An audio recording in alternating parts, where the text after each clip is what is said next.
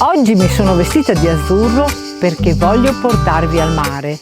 No, in realtà voglio portarvi in una località che si trova lungo la direttrice che ci porta al mare. Voglio parlarvi infatti della località di San Basilio, un piccolo centro, piccola frazione appartenente al comune di Ariano Polesine, infatti in pieno delta del Po. Ma perché è così importante pensare di dedicare una giornata e di andare in località San Basilio?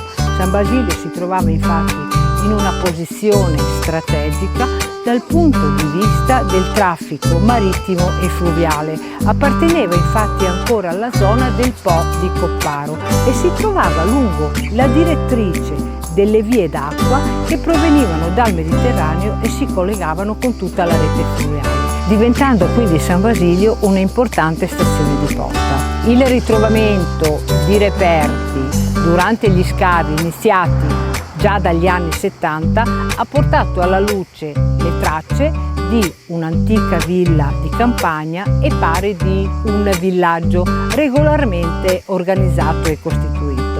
Questi nuovi reperti sono stati organizzati e possono essere visitabili all'interno del centro turistico di San Basilio, che sta vedendo questi giorni un nuovo allestimento e una nuova riorganizzazione. Ma San Basilio non è mai ferma. Pensate infatti che stanno ancora continuando gli scavi e le ricerche che porteranno alla luce nuove informazioni riguardo a questa piccola località. Ma voi la conoscevate la storia di San Basilio?